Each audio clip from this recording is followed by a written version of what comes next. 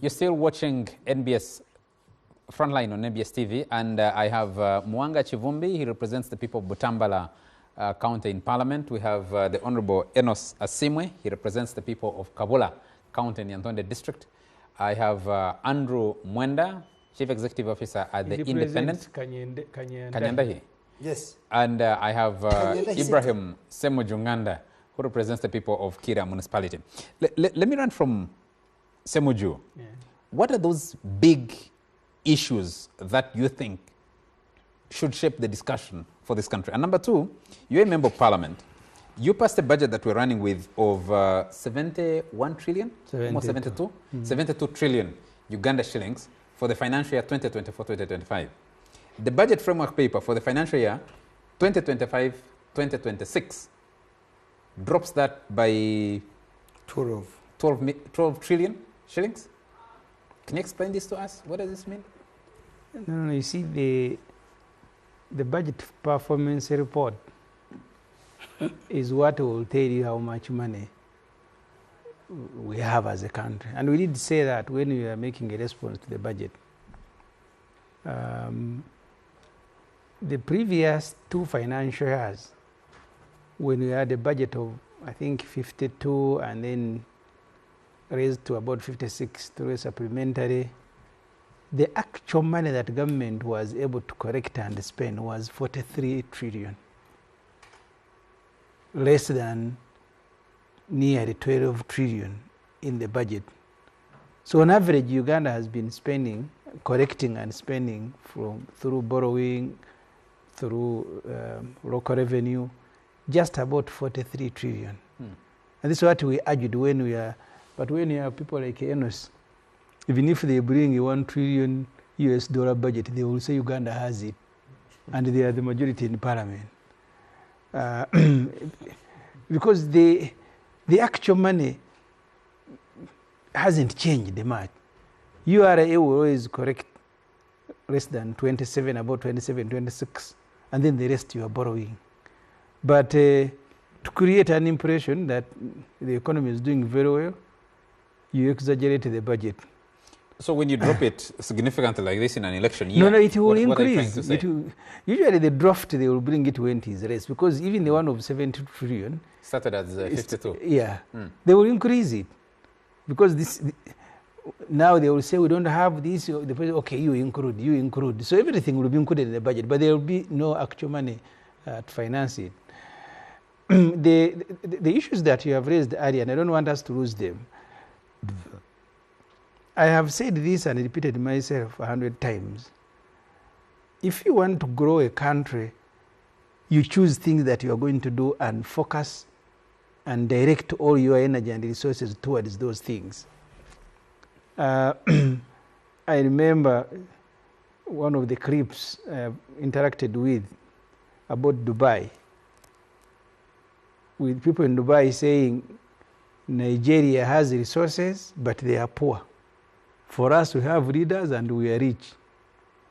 Because they took a decision progressively from the Emil, the father of the current leader, that you're going to build our country around the 4 pillars: trade, tourism, transport. I don't think Museveni now, because when he speaks about industry, when they are ranking things that are bringing money and changing society, industry is going to be high there. But they will give it a budget of about 50 billion. At best, less than 100. They will tell you tourism is bringing in total, with everything included, hotels and so on, about 5 trillion. And then they will give it less than 200 billion in a budget. We've been discussing tourism in the parliament and on all platforms.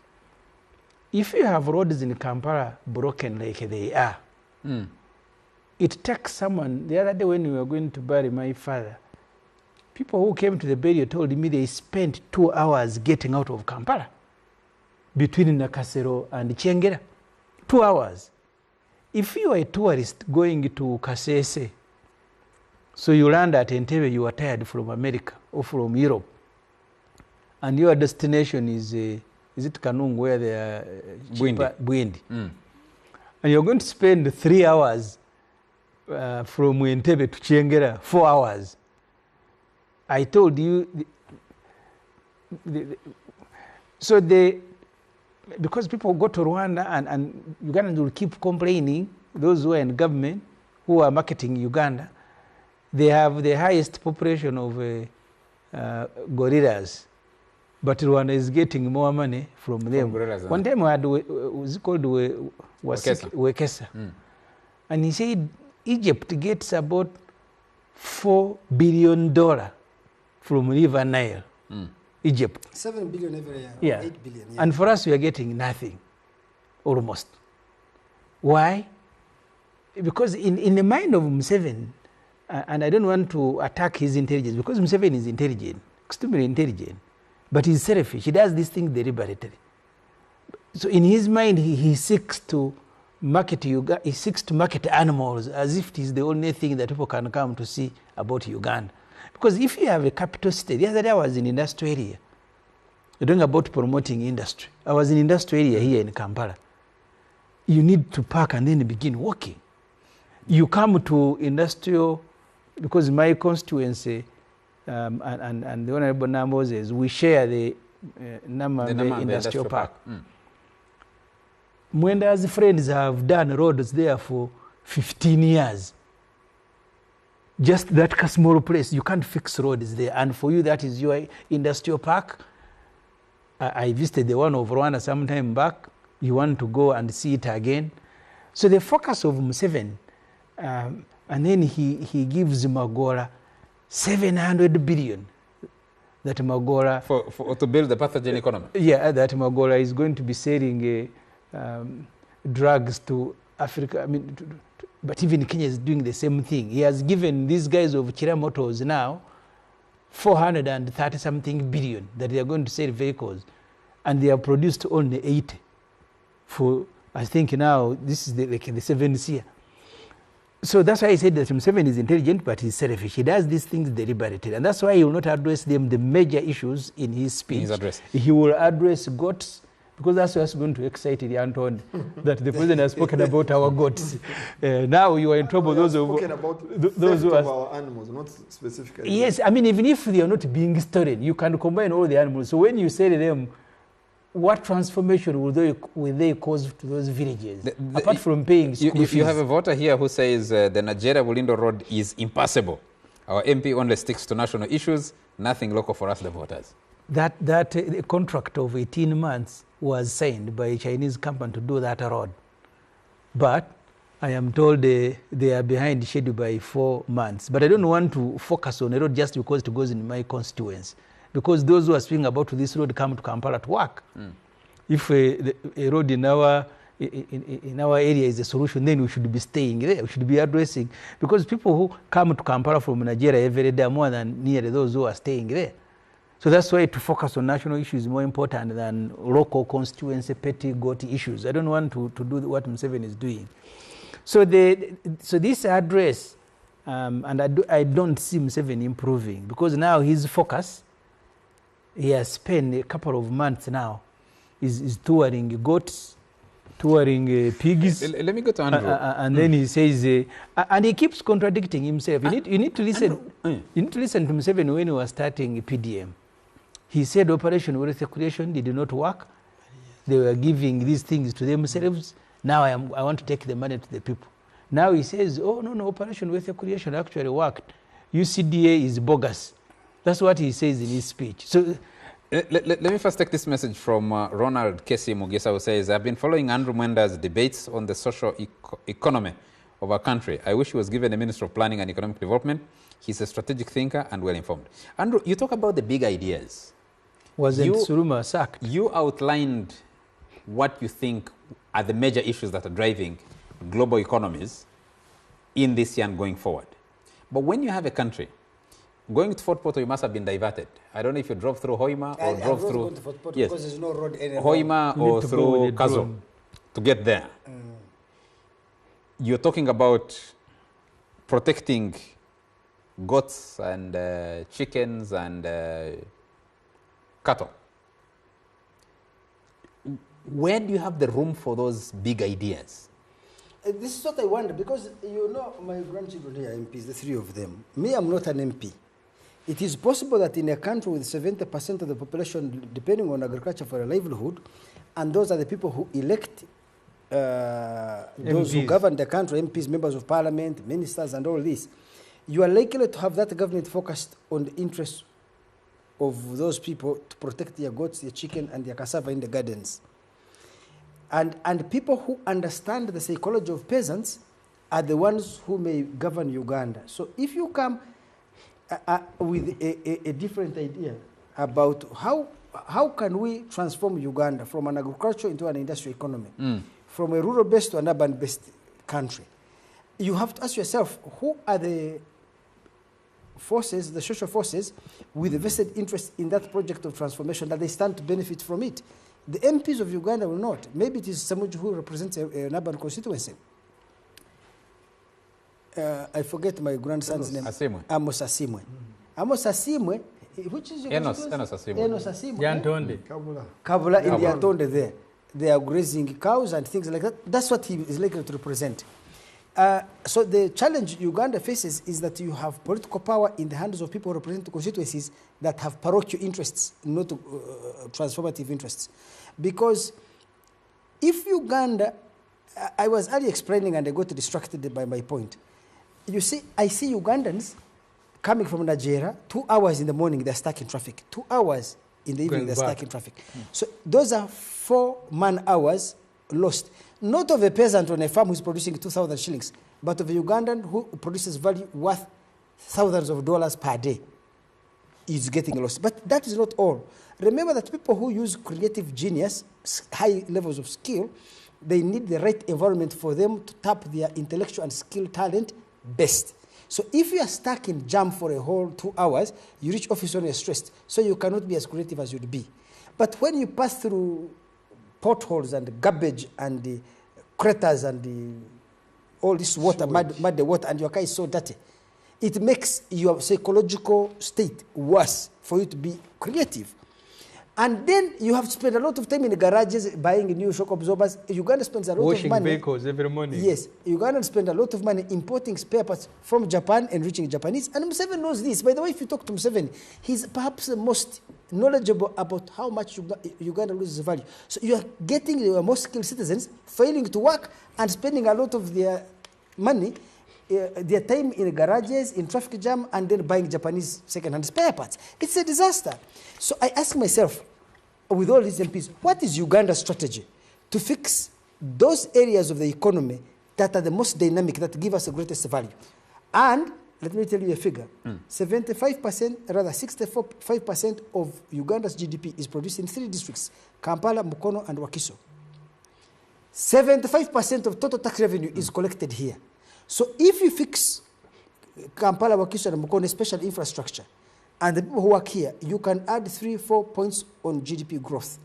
Uganda's GDP cannot grow as fast as one would expect because of lack of infrastructure. I just returned from India on December 23rd. I used to go to India in the early 2000s. India did not have infrastructure. This man made in 10 years. Yes, they're building airports, railways, highways. The country is supercharged for change. I think because we are competition with China, who is the next superpower. Because America is on the high road. That's your wish. Without a doubt, I don't think America can compete with the Chinese and the Indians in terms of every single thing you can think of, especially the Indians, because China is losing its population. So anyway, the point I'm making is that I don't feel like Museveni and his group are thinking about the future of Uganda. And this is a problem. Even when you deal with the Kivumbis and my grandson Ssemuju here, they have zero clue about the kind of Uganda, because their quarrel is about what Museveni has failed to do. We know what they are against. We don't know what they stand for, because I'm waiting to see a politician who comes and says, this is the vision of Uganda we see. How do we transition most of our people from rural areas to urban areas and from agriculture to industry? What kind of education and skills do we need to impart upon them, and what are the investments? What infrastructure do we need? Let me give you another thing that's going to happen in the next 2 years. Uganda is running out of electricity. Next 2 to 3 years, we'll be back to load shedding. For you to Because the rate of growth of electricity consumption in Uganda is about 11-12% per year. Our total installed capacity is 1,820 megawatts. Even if you put every single thing to work, the maximum we can produce is about 1,400, or even less, because Karuma has 600 megawatts installed capacity. It can't work 24 hours. It can work for about 2 hours at 600 megawatts. But even when you do it for 2-3 hours at that level, it pulls a lot of these broken little islands into the turbines and they block it. So you have to produce less electricity than the installed capacity. So if you are going to solve Uganda's energy problems in the next 10 years, you need to be setting up the next 3 or 4 Ayagos with 500 megawatts, 700 megawatts. If you started to do a contract on a dam in Uganda, a dam of 600 megawatts, the minimum it can take between the time of the concept to the time of completion, a minimum of 15 years. How long did Karuma start? Karuma started in 1998. I was a reporter writing about it. Gakyaali started in 94. It was finished in 2012. Karuma started in 98. It was finished in the year 2022. Ayago will be finished in 2040. Because but, Andrew, you have many conversations. You have had many conversations with President Yoweri Museveni over the years. And his children. These conversations, where do they end? What are they supposed to achieve? I mean, why are we having this conversation today, and to what end? Especially knowing that the election we're going into is most likely will end in a very predictable Well, Museveni will stay there, and Uganda's pace of change will be so slow. In 2015, Allen Kajina invited me, when she had just been appointed the executive director of UNRA, to chair the investor roundtable on the Ginger Expressway. 2015. It's now 2025, 10 years later. They have not yet even hired a company to build it. Construction was supposed to begin. But the money we borrowed. The money is even being taken back. The money from ADB, from the EU, and after from the paying all the interest on yes, because I think somehow Uganda things can't take off. I don't know whether you need a military regime to come and dictate that things must move at a particular pace. It's 10 years. They have not even contracted a company. Now, what happened? Government of Uganda came and said we are disbanding UNRWA. But the contracts the international financiers signed were with UNRWA. And they said the Europeans, and I think ADB and the French Development Agency, they said, okay, but since the person we contracted with has been disbanded, we have also withdrawn. So now the project may begin in 2035 when Museveni is running for his 20th term in office. I'm telling you. But the repeated launches or announcements about that project has been winning elections, hasn't it? I don't know. Museveni wins elections, I told him, by protecting goats in the village and the cassava gardens. He's written it in his speech. Because those are the voters. Because the people who will perhaps benefit from that expressway, standard gauge railway. Let's watch if they start it. It has been, you know, if you look at Uganda's debt, they say debt to GDP ratio. There is about 2.3 billion that has always been there as part of our debt because of the standard gauge railway. Yes. And we launched the standard gauge railway with East African partner states. All of them are ready. All of them are ready. For us, we have not yet even laid one pole. I mean, it's just a disaster. So perhaps, NOC, this is what I want guys to tell me. How do you fix these issues? There is a company from Britain called Colas. They came here and offered us money, $288 million, to fix all the roads Colas had done in the 60s and 70s. The project was supposed to begin in 2017. Now it is 7 years. It hasn't started. It moves from this procurement, IGG, DPP, what is it called? Attorney General, Solicitor General, approvals, this comma here, there. I'm telling you, these Kampala roads will not be done for the next 500 years. What would you tell the people in who use that road, the Kampala, Mubende, Fort Portal Road? I don't know. That section between Mityana and Mubende. So let me tell you, for me, Museveni would have solved this problem this way. When I was a little boy, this is the worst days of Milton Obote too. We could drive from Kanyanda, you go to Kasese, we board a plane, you come to Entebbe. There were daily flights of Uganda Airlines to Fort Portal, rather to Kasese, to Arua, to Gulu, to Soroti. The other day I was at Gulu Airport because they had closed Karuma, so I went by plane to Gulu. People should see the airport. I think this place studio is larger than the terminal building there. It was built in the 1950s. So we have never upgraded any of our airports. And we had railways, they were uprooted. I saw Museveni in 1988 giving a speech. But Andrew, someone will ask and say, you've seen these things. Are you just realizing them now?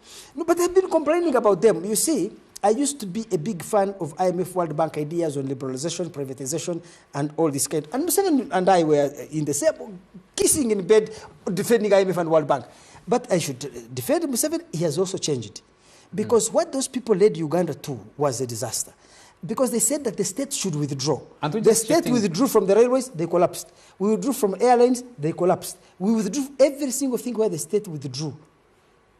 There was a railway, we used to go to Kasese and border railway to Kampala. Andrew, I don't agree with you. Why didn't you withdraw from national water? Because of a man called Mahirwe. Mahirwe played a game. Mahirwe from heaven. Now let me tell you this. Yeah. You should read his book. There was pressure from IMF, from World Bank, from Minister of Finance of Uganda, Mutabile, Keith Makasa and others, to privatize National Water Storage Corporation. There was pressure to get rid of NSSF. I'm telling you. Don't defend Museveni. The part of the 6th Parliament and the 7th Parliament, the Professor Ezra Surumas, we are telling him no country can develop when your banking sector is foreign owned. Yes. What did Museveni do? He followed Mutabile. And he said it at Keith's burial. He said, I made a mistake. Instead of listening to, no, at Mutabile's burial, he said, instead of listening to Suruma, there are two factions. There was the Mutabile faction with Keith Makanis and Chris Kasami and Suruma. And Damon Kitabire and I think Lawrence Kiza. Then there was the Suruma Kionga faction who were saying, no, you state control. And Museveni himself admits that he made a mistake. He sided with, he tilted the balance in favor of the Mutabiles. And we went on the primrose. So I don't want to agree that the IMF and the World Bank are the problem. That they found an innocent Museveni and forced him. With his entire parliament and his ministers, they told him, you simply cannot surrender the banking sector. Today we have 26 banks, only 4 are Ugandan. All the money, even when they are talking about public debt, you are borrowing money from Stambik.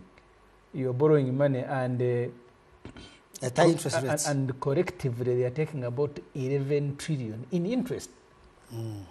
And they classify them as domestic when it is Stambik. So all the money they carry back to their capitals. And Museveni is to blame for all this. As president, he is to blame. Can we let Mwanga Chivumbi come in? You can speak about those other things. I don't think this country is having the real debate. The real debate today that is hemorrhaging the country is reckless borrowing.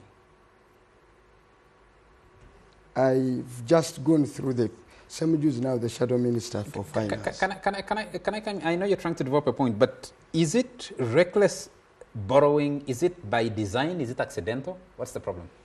Yeah, you see, Andrew is crying here.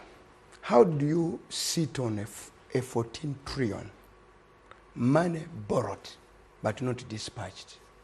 Not utilized. Not utilized. Yeah.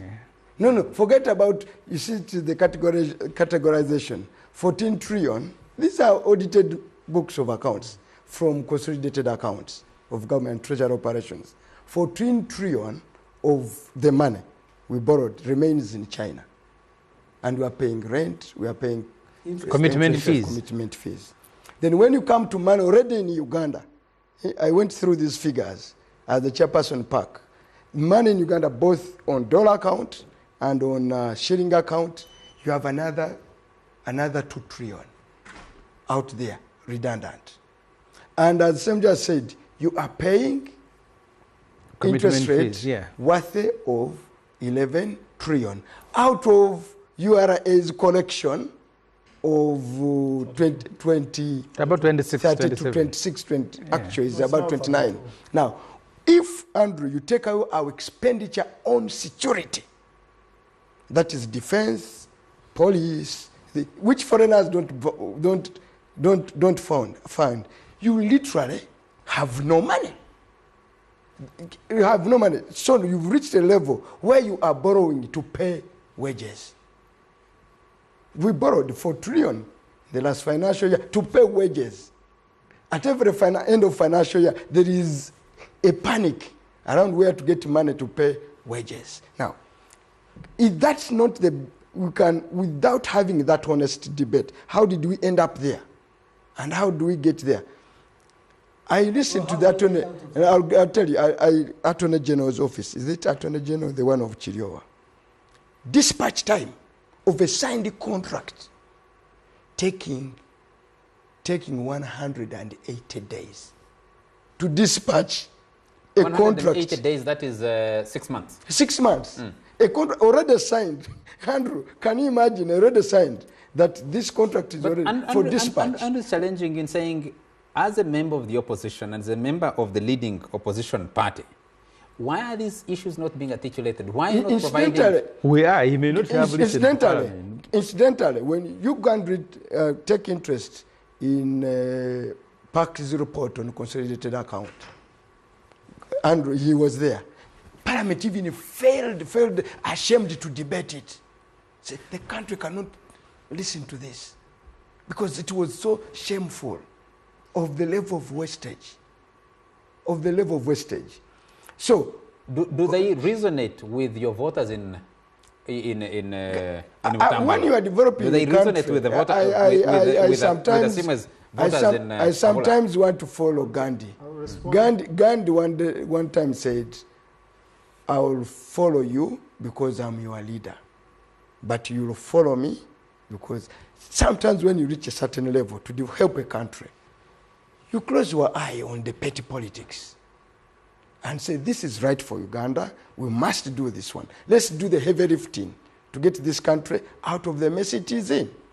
So, and Andrew, listen, the wage bill for UPDF in the last 4 years has gone up from 300 billion to almost 1 trillion.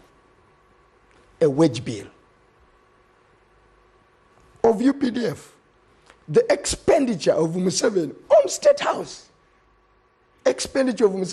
House, has gone from some 300 billion to nearly 1 trillion.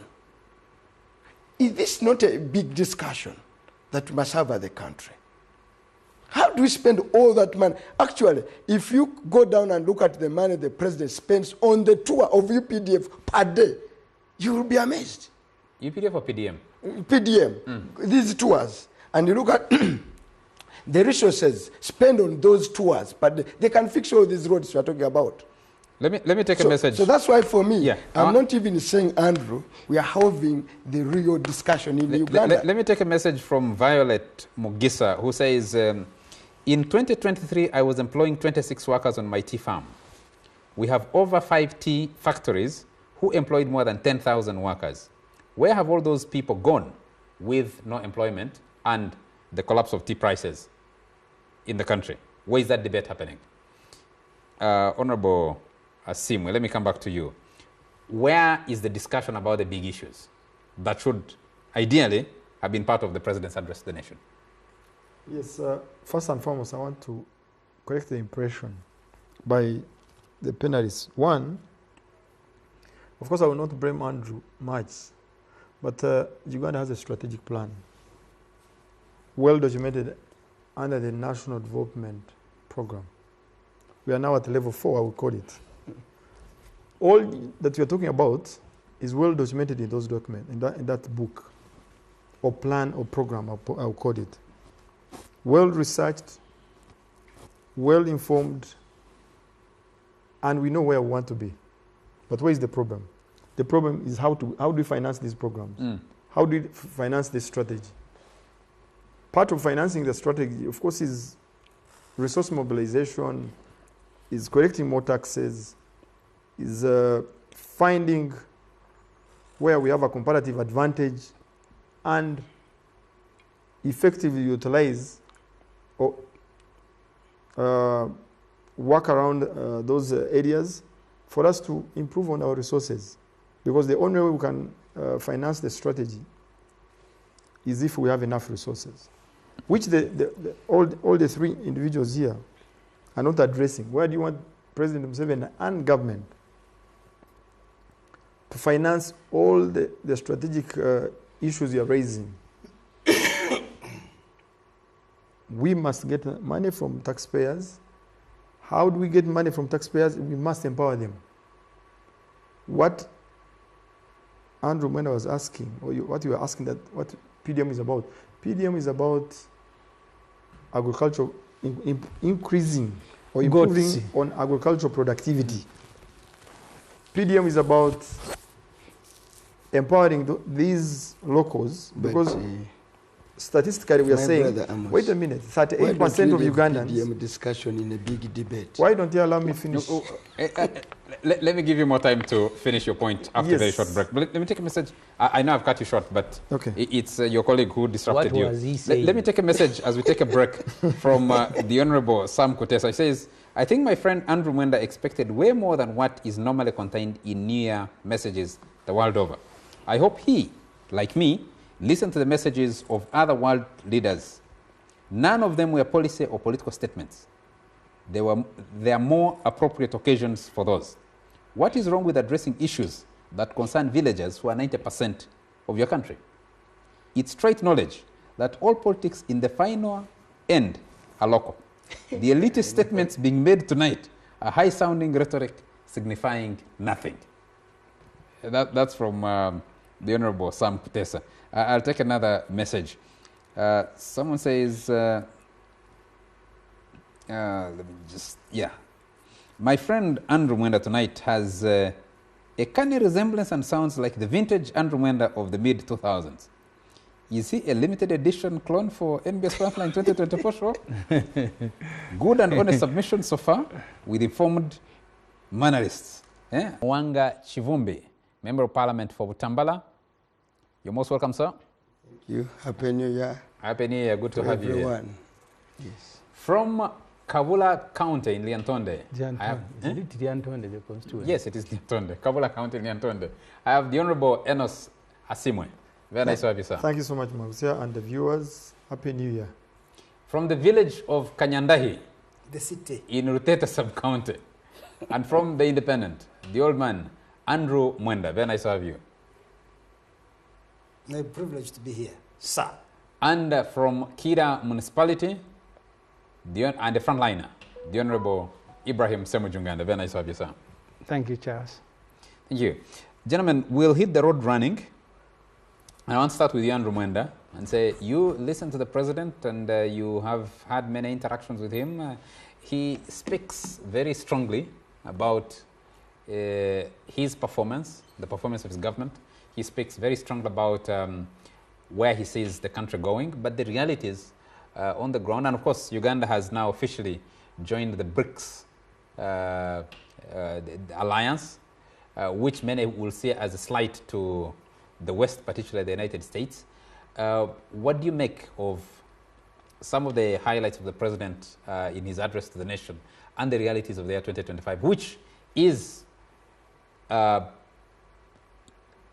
year of political campaigns and the early start of elections for 2026? I'll put it like this. You see, Museveni has had 40 years almost now. In a few weeks, he's going to make it, in the next 3 weeks, he's going to make it 39 years in power. If you have been in power for 39 years, you can imagine how much you can refer to when you want to talk about your achievements. If you have been there for 4 years, surely. So he will talk of a dam he built in 1992, a road he built in 1993. There are too many things that would be there. So he has a very good history behind him. But I don't know if Museveni will talk about the things he has done in the last 5 years. Because this is the 5th year, he was elected and sworn in 2021, right? So this is his 4th year. 3rd year? Fourth year, yes. This is the 4th year. 4th year is ending in May. We should, exactly. So I think he should give an account of what he has done in those years. What really has government of Uganda done? Because I think that as he progressively ages, he gets tired both physically and intellectually. And his ability to retain control over the state affairs has significantly diminished. And because of that, the development of Uganda has ceased to be a cause. Now it has become a process. You see, if a great idea comes to build a dam, there are 2 areas. One, for Museveni, the allocation of rights is purely dependent on his whims. So he will issue a blue letter to a company to build a railway or to build a road or to build a refinery because it was brought by Charles Mwangusha, whom he wants to reward for his loyalty. Or it is sponsored by Ssemuju, who has been giving him a headache and he wants to buy him off. But we reject the one of Kivumbi because Kivumbi has been giving him a headache, maybe he's an NRM and disloyal. So the allocation of rights is based on how he is apportioning favors to reward loyalty, to buy support, but also to penalize disloyalty. The interest, Museveni, I think he has reached the point where the interests of Uganda are so directly fused with his desire to stay in power. He's convinced himself that he's doing this in the interest of Uganda, not because he cannot see the difference between his personal interest to stay in power and the interest of the development of Uganda. So that is stage one. What's stage two?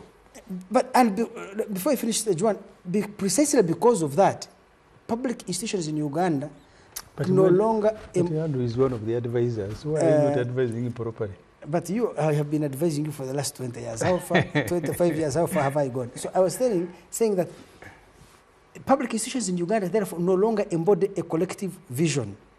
Rather, they have become instruments through which people pursue private goals rather than how does this speak to Museveni, who, for all intents and purposes, is going to be the NRM candidate in the upcoming election?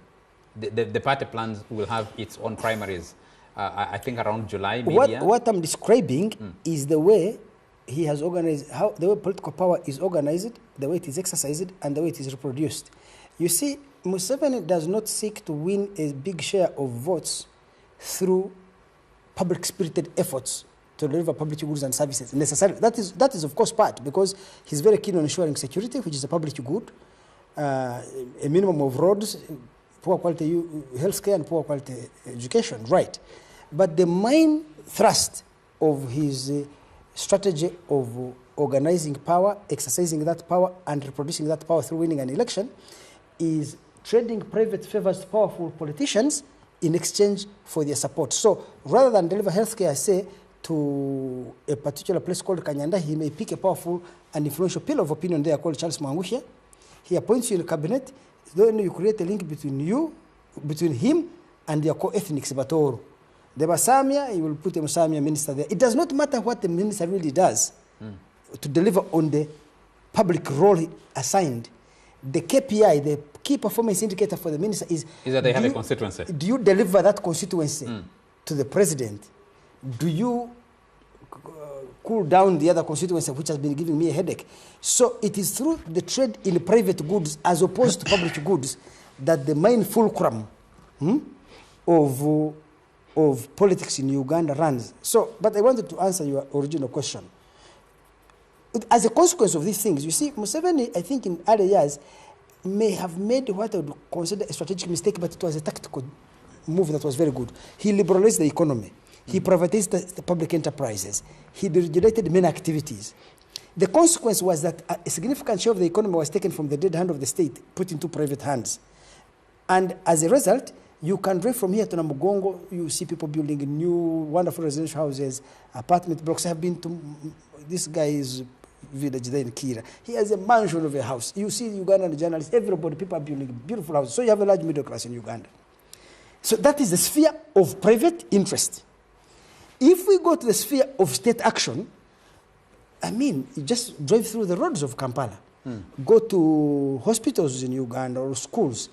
The public services, even routine services like garbage collection, issuing of driver's licenses, well, maybe that one has improved. But so many other routine functions of the state are characterized by extreme incompetence, corruption, indifference, apathy, foot dragging, laziness, name it. So we live in this bifurcated world where the sphere of private action has a lot of dynamism, and that's why the economy has been growing, and the sphere of state action has become, with the exception of national water, institutions like Umeme, which they want to destroy, UNRWA, which they have already broken down, and maybe NSSF, with the exception of a few public institutions, most of the other institutions are characterized by extreme incompetence and corruption and incompetence. Did you see Museveni speak to that in his speech? Yes, but you know, Museveni also knows of this crisis. I don't think he has the administrative and managerial competences to resolve it. In any case, even if he had them, his politics of allocating power and privilege in order to win political support undermines that project. Honorable Ssemuju, let me come to you. A New Year's speech, end of year New Year's speech, in a campaign year, should speak or indicate what direction the country and the politics will take in that particular year, which is this year, 2025. I mean, the Electoral Commission is rolling on with its roadmap towards the next election. You have the update of the voters register starting 20th January. You have internal party processes, and especially those in the party you subscribe to, the National Resistance Movement, expected, I think, around mid-year, June, July, most likely. Did you see from what the president was saying, someone setting the agenda for a campaign? If he did, do you see that as a winning agenda, or you subscribe to what Andrew is saying, describing him that the other is just a consequence of what he has done? The two don't speak to one another, do they? Thank you so much. For me, for starters, what should we expect in an end-of-year message? It's more of reviewing the year, more of highlighting the achievements within the year, and possibly look at the coming year, which I think he addressed very well. I do not see the president talking about the election roadmap when we have not officially taken off, or when the plan is not yet out.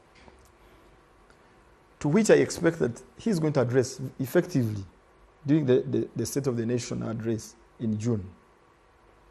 To which he can also address when we are launching the roadmap and starting the electoral activities, possibly at the end of January or Feb. I'm yet to look at the plan or the program.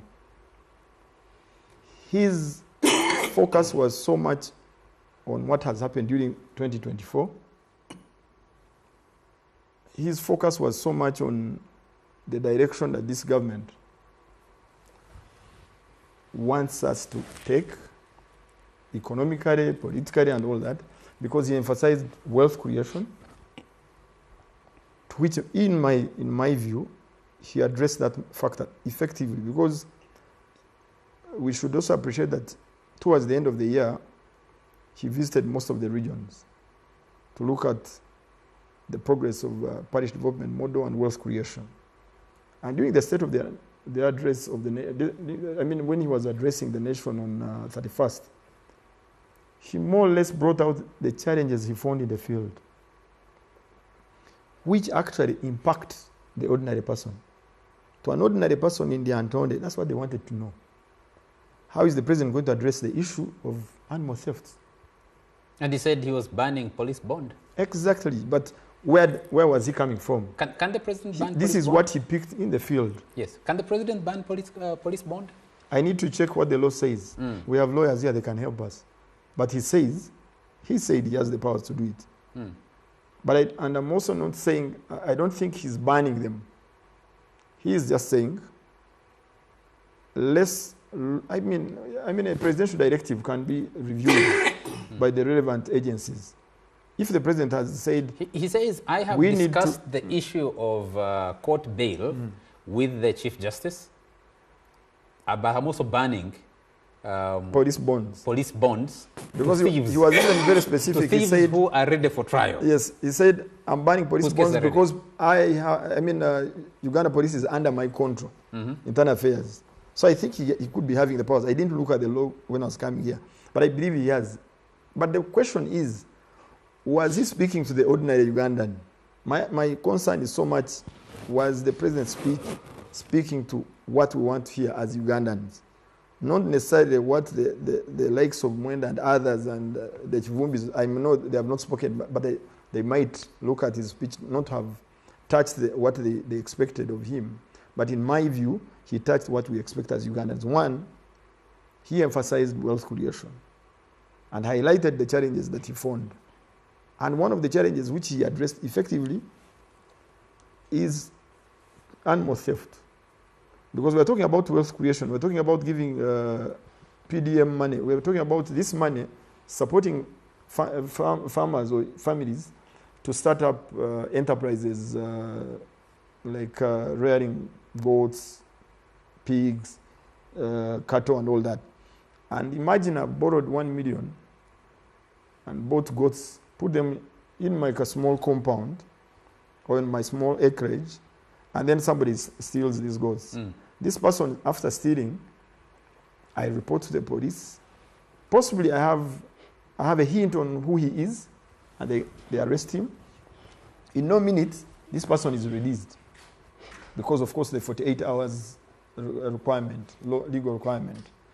And then he comes back to torment me. He has taken I borrowed the money, he took the goats that I bought out of this 1 million, and he has been released. And the investigations are taking so long. Now the onus is being thrown to this individual, the victim, to prove that actually so-and-so is a thief. Yet for him, he has given the indication, he has given the time when why he thinks this person should be arrested and all that. So I think it is very unfair to the victims. It's not supporting the activities or the program of the government. So I think he addressed that effectively. Then he looked at how the year went. He addressed the issue of states, which we have actually, I think government has addressed that by the fact that leadership at KCC has been changed. He looked at all those issues. So I think he addressed the matters that we would want to. The management of KCC was caused by the president himself. That is a matter for another day. I believe this must have been discussed effectively. So today we are discussing, did he address it? Did you see in him a candidate pitching for the next election? He's not yet a candidate. He's a sitting president. You know as well as I do. President Yoweri Museveni will be a candidate once the electoral system. Honorable Ssemuju, you are a member of the NRM, are you? Yes. In the party, you do not yet have any alternatives for candidates. And you can bet. That's a public opinion. But the process has not started. The roadmap for NRM is not yet out. We have to wait until the electoral commission, the party electoral commission rolls out this program, and then we see who comes up. We don't know how many are coming, but as of yesterday, or as of 31st, President Yoweri Museveni was speaking as the president of Uganda, elected for 2021-2026. He was not speaking as a candidate. He will speak as a candidate once the process is done. Ssemuju, Nganda, the year 2025, Dr. Kizza Besigye is still in Luzira. I think he returns to court on Tuesday. Yeah. Next week, so another Christmas and New Year spent in Luzira, and I believe you either listened into or you have read what the president presented, particularly on the question of bond, specifically for thieves, and Honorable Ssemuju talks about it. Those thieves who are stealing cattle, who are stealing coffee, who are stealing other things like that. The president says, I have banned that. I've had a discussion with the Chief Justice about bail. It's been a debate that's been running for quite a bit of time, and I don't see winners between the executive and the judiciary on how to manage bail. It's still hanging over there. But the major questions that surround what the president says he can do or can be done and the economic realities as we enter into this new year. I had advised the FDC when I joined fresh from the media against the routine briefings. Because with the routine briefing announced and known on a calendar, even when you have nothing to say, you begin looking for it. Because the country knows that on a Monday the FDC will have a press conference. So the only thing that is certain is that there will be a press conference, whether you have something to say or not. So I had advised against them. This particular address of Museveni falls in that category of someone who must routinely, at the end of the year, 31st December, give a speech, even when he has nothing to say. And look, he's been doing this for the last... Yeah. So even when he has nothing to say, he will bring his wife, sit her here, and then they will face camera and attempt to say something. That's why Andrew was evaluating Museveni, not the speech. I didn't listen to the speech. I have read all of it in the New Vision today because you told me we'll be discussing it. Even Museveni himself, he downgrades it. He says his major speech will be on January 26th. But routinely, he must have an end of year speech. What does he say in the speech? First, maybe because he's surrounded, I think one of the daughters is a bishop, the one who came sprinkling parliament recently. I don't know, you correct me. He begins by thanking God for protecting Uganda, and then he says, and the army.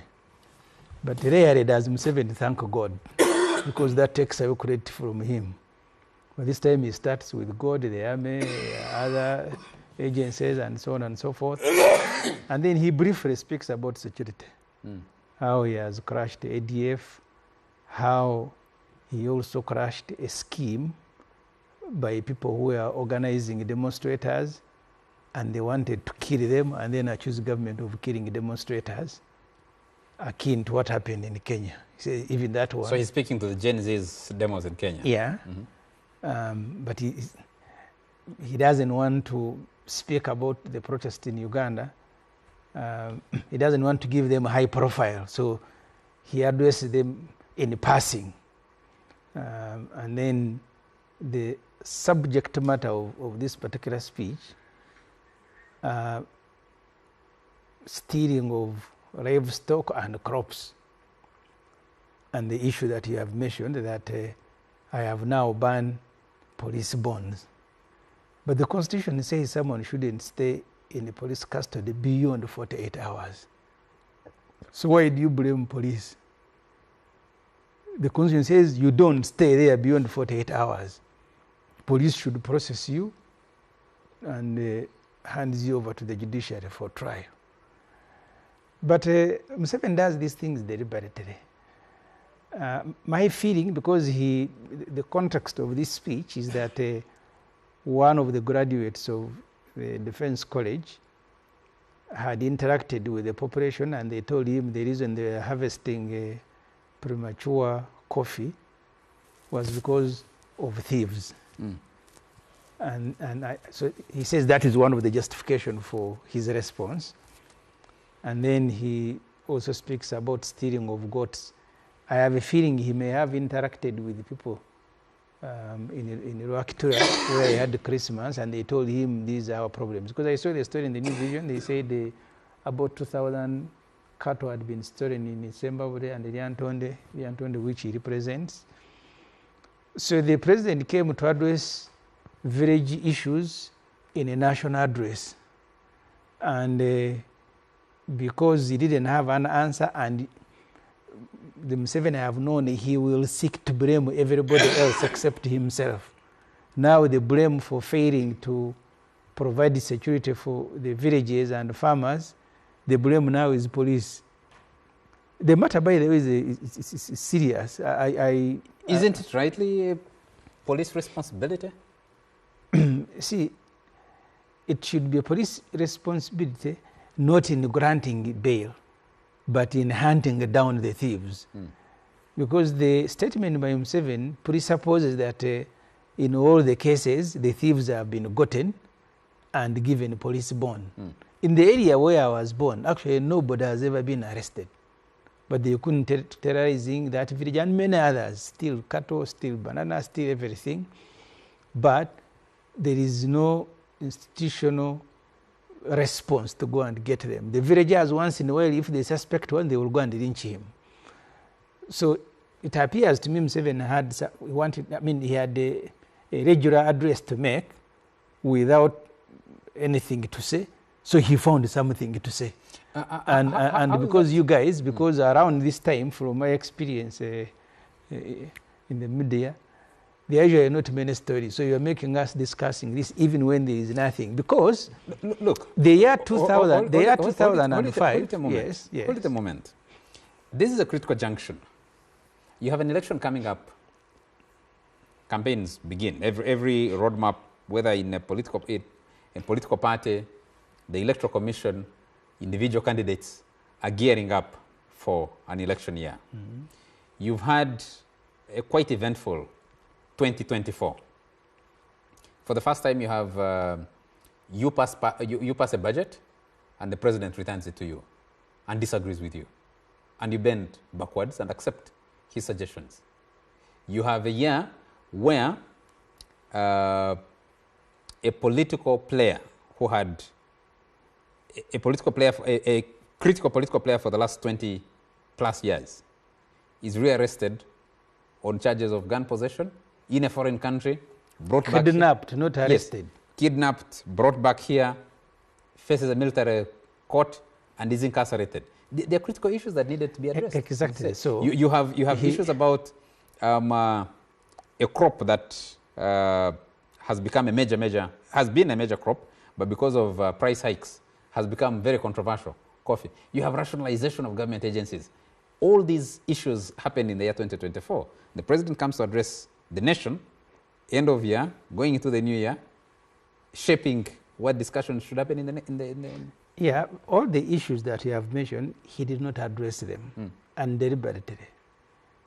Because I think, as I said, his speech was formed by his interaction with graduates of the Defense College, but also by... So it isn't that he lacked things to say, it's just that no, he decided not to. The thing that you want him to say, he will never say them because he has never said them. I mean, I told you some time back, I went to cover the movement conference in Chankwanz, 2003. At the time, the country was debating the removal of term limits. Museveni gave a speech of 2.5 hours, speaking about creation of man from Byamugenyi for 2 hours. The issue that the country wanted him to address, he gave it 5 minutes, and the speech ended. So you're asking him to address things that he will never address, because the Museveni that I know, because in his speech there are things that are standard. His family, because I actually think Andrew Mwenda as a president of his party, at least he set the tone for the year 2005. I'm talking about Muhoozi Kainerugaba, who said this year, no abusing CDF, no abusing First Family, no abusing government official. I am going to deal with those who are abusing us. At least you can see someone outlining what he intends to do in a year.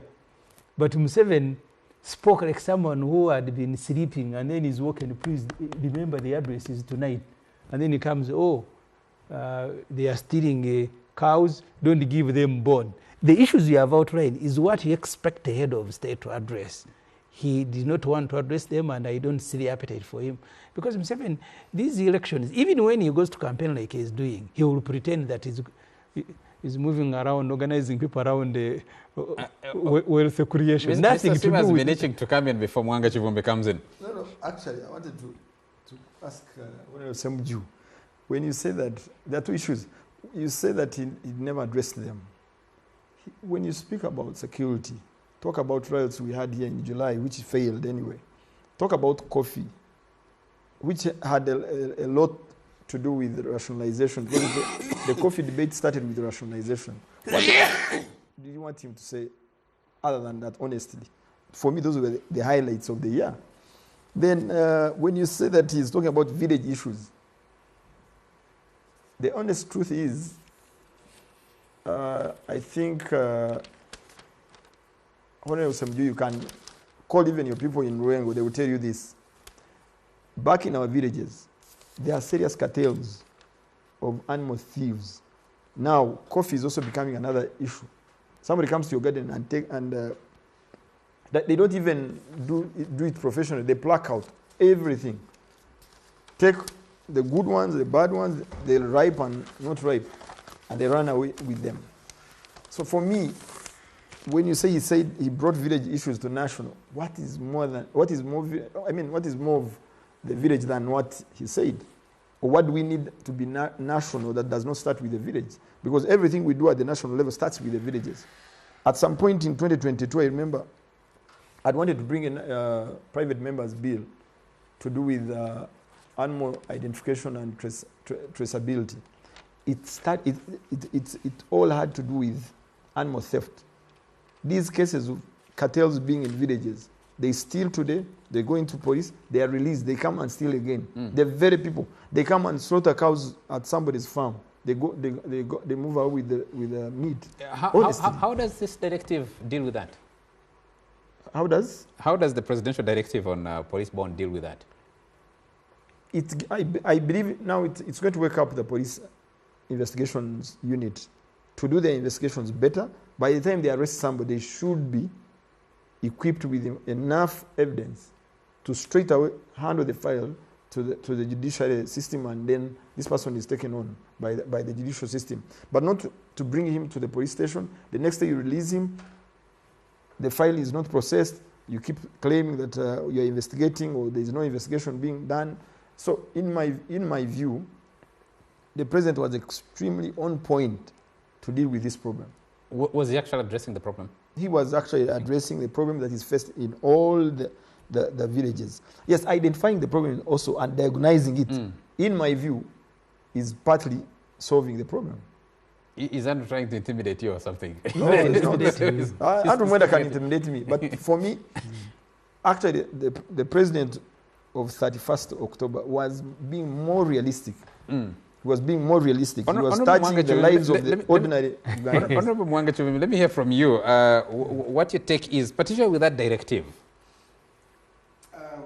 For the last 2 years, I happen to have spent 5 years as the Shadow Minister for Internal Affairs during the Ssemuju's government in Parliament.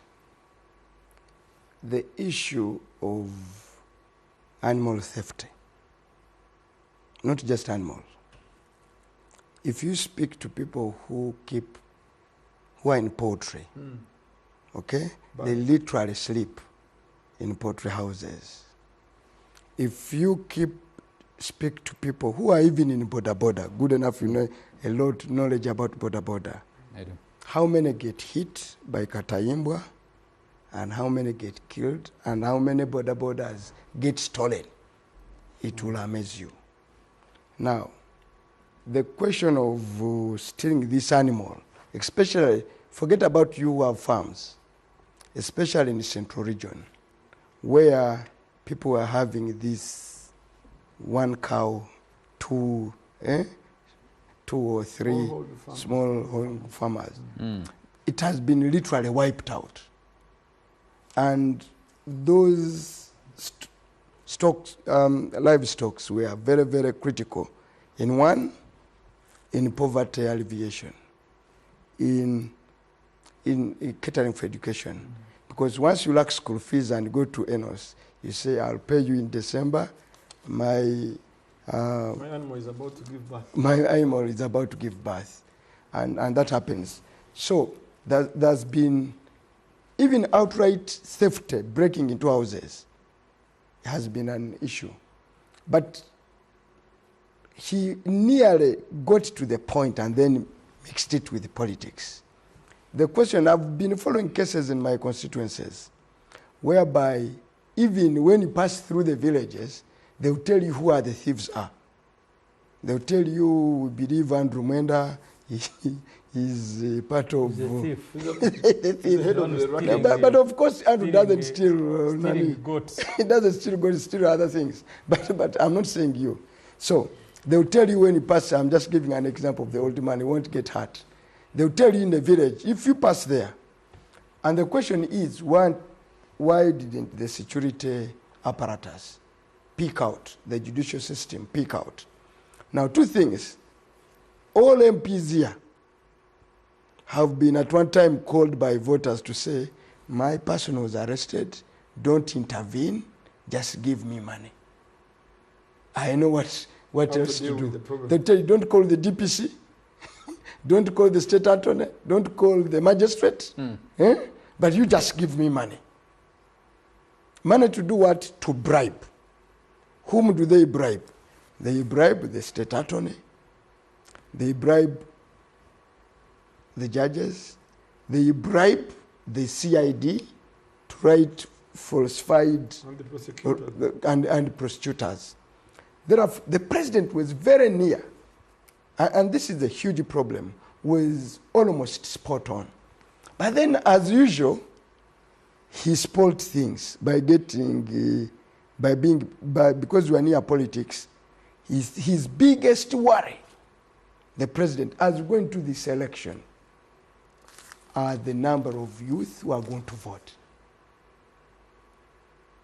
Actually, if he doesn't defranchise them, okay, and he doesn't manipulate through this coming voters register, because whenever you go to election, look for this whole trinity. I always call it Holy Trinity of NRM, and assess whether the president spoke to it. The first one is votes of voter intimidation. How do you intimidate voters, including the arrest of Dr. Kizza Besigye at this critical time, could be part of a scheme to scare people and intimidate the population, that if Dr. Kizza Besigye can be court-martialed, how about me? How do I dare? Okay? Andrew Menda is an example. When he was still Andrew Menda, the one I went to school with, and was with the monitor, he suffered a lot through these schemes. We have, Who said they we have a suffered a different lot? model. No, this I am one a is... witness. This Menda here is... This is refined. This is refined. This is refined. So how does it deal with vote intimidation? The second thing, which you have to monitor for those who want to, is outright vote rigging. That one for another day. But there is another one, is voter bribery.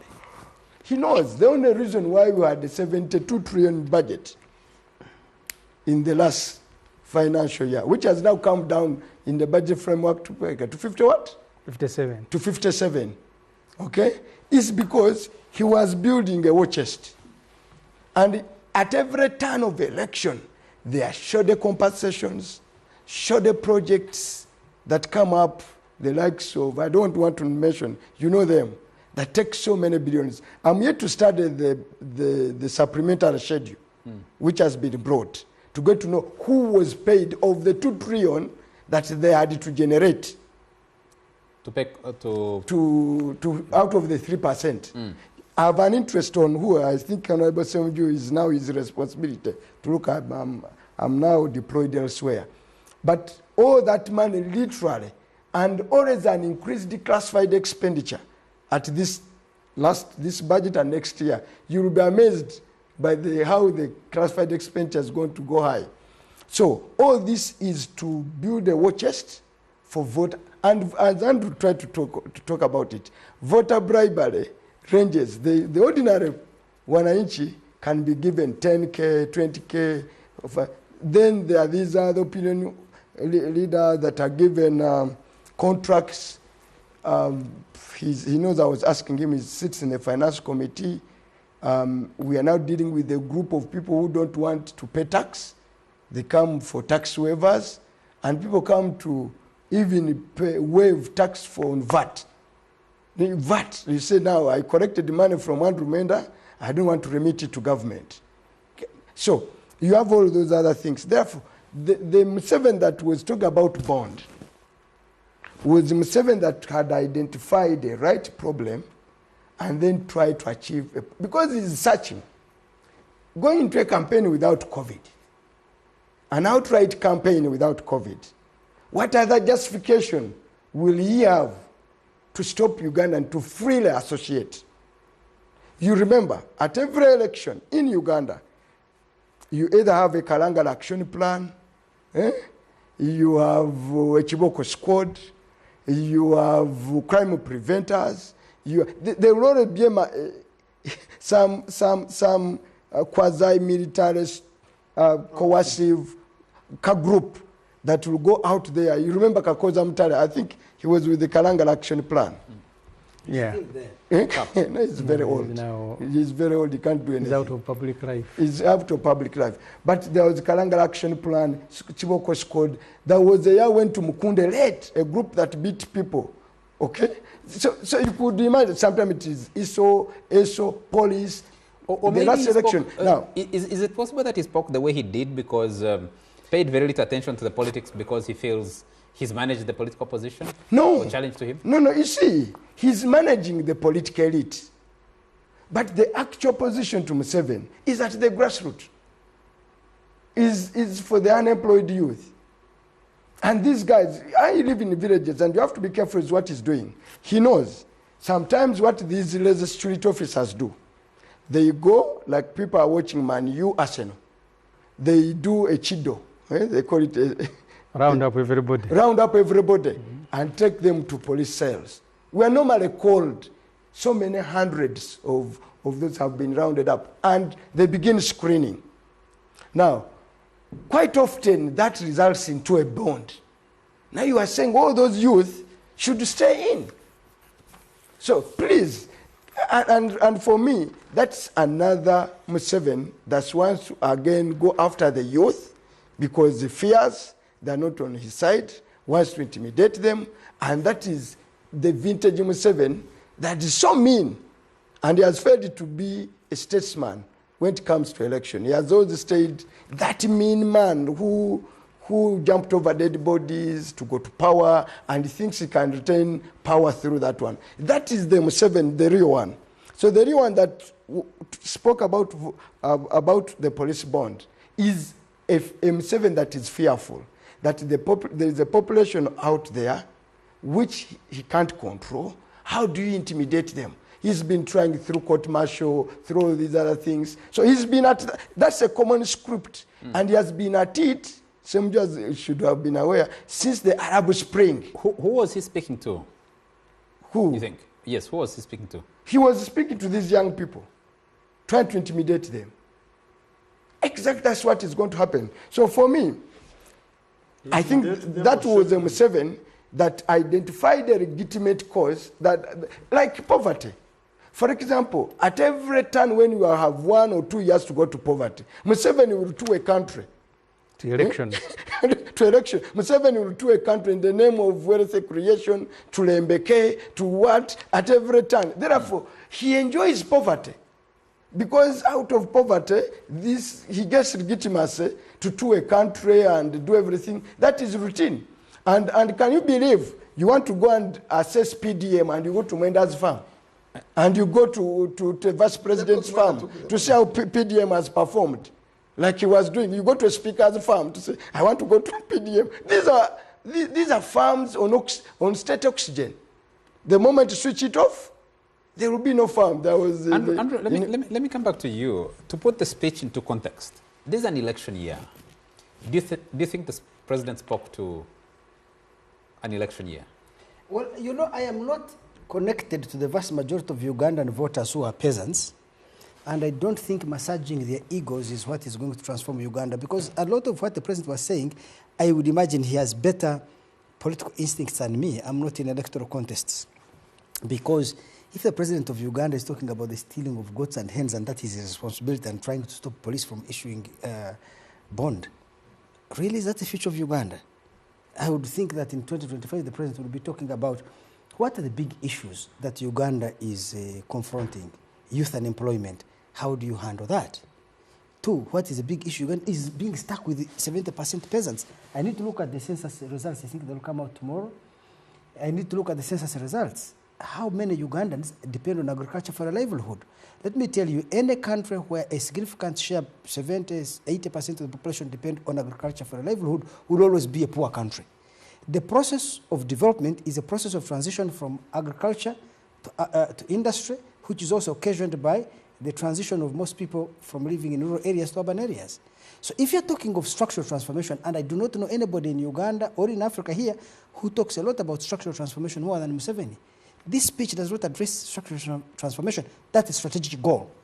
What it talks about tactical aims of how you manage a peasant goat, police. Little thing, I'm telling you, Museveni has really depreciated. You see, Museveni, the politician, has robbed us of Museveni, the intellectual. Because now the politician must pander to these small little things. Let me talk about PDM. What the heck is PDM? People, it is not true that every human being on earth is an entrepreneur. Entrepreneurs are very few in any society. I'll give you an example. If you want to know why a country is poor, look at what share of its population is self-employed. In Uganda, about 80% of the